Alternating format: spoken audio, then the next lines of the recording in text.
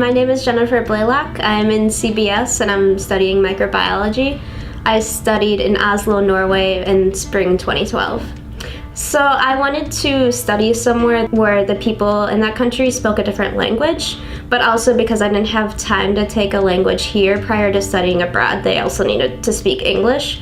So Norway fit the picture pretty well because they speak both English and Norwegian. I actually ended up liking it more than I do here, just because in Norway the academic system is very much where your final exam counts for 100% of your grade. They don't meet as often for class, so they really put a lot of emphasis on individual learning and individual studying, and they just assume that you'll keep up with the material yourself. So I lived in student housing, so it's kind of like a dorm, but their dorms are different there. So I had my own bedroom. I didn't have a roommate, but then I shared a bathroom with one other person and a kitchen with like 6 other people.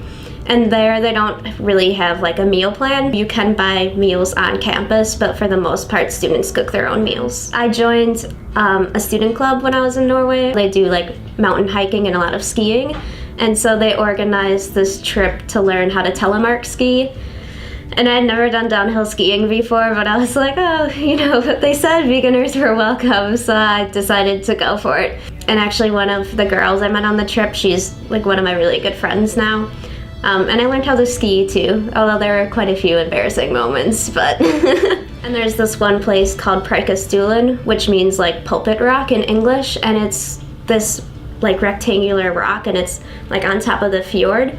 So you can hike up to this rock and then have this view looking over the fjords. It was amazing. I was actually there on Norway's National Day, so it's like, our 4th of July, but it's on May 17th. And it was really cool because in Oslo, they have this giant parade down the main street leading up to the palace. And so all the children in school walk with their school down the street, and then they walk past the palace, which is where the king and queen are standing. And there's just red, white, and blue, which are the colors of Norway's flag, and it's everywhere. Public transportation is very big in Europe, and it's really good too.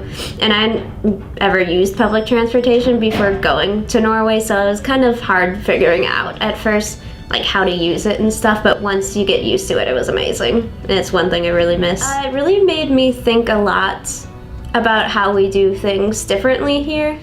For example, the energy they use is almost 100% renewable, whereas here, obviously, it's quite different. So just the viewpoints on that is very different. I would definitely recommend that you do it, for one thing, and also just to stay as long as you possibly can, because I think the longer you stay, the more you'll get out of it. And also, I didn't want to come home, so I wish I could have stayed longer.